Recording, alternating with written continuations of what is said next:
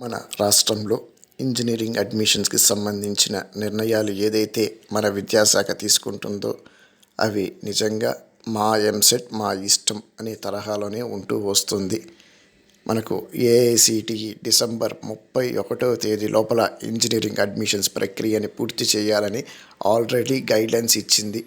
కానీ అది ఏది మనకు సంబంధం లేదనే విధంగా నవంబర్ 4వ వారం నుంచి ఈరోజు డిసెంబర్ 14వ తేదీ వరకు కూడాను ఎంసెట్ వెబ్ ఆప్షన్స్ సంబంధించి ఎలాంటి అఫీషియల్ అనౌన్స్మెంట్ అనేది చేయలేదు. కేవలం వెబ్సైట్లో విల్ బీ ప్రొవైడెడ్ షార్ట్లీ అని స్క్రోలింగ్ మాత్రమే జరుగుతూ వస్తుంది. అంతేకాకుండా ఆర్జీయూకేటీ రిజల్ట్స్ కూడాను వచ్చి 2-3 రోజులు అవుతుంది. కానీ రిజల్ట్ వచ్చినా దాని యొక్క కౌన్సిలింగ్ జనవరిలో పెట్టుకున్నారనమాట.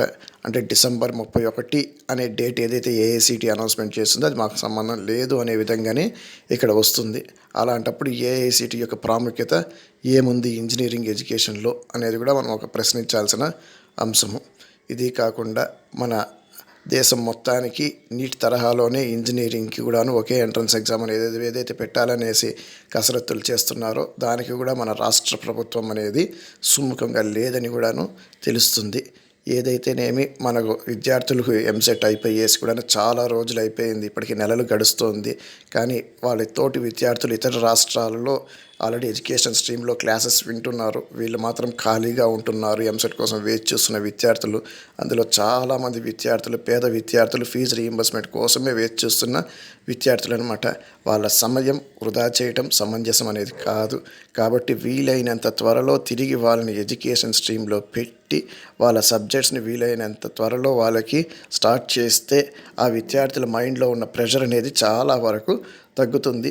ఈ రోజుకి కూడాను రోజుకి 10ల సంఖ్యలో విద్యార్థులు ఇతర రాష్ట్రాలకు వెళ్తున్నారు. కేవలం ఈ డిలే వల్లనే వెళ్తున్నారని కూడా చాలామంది విద్యార్థులు చెప్తూ వస్తున్నారన్నమాట.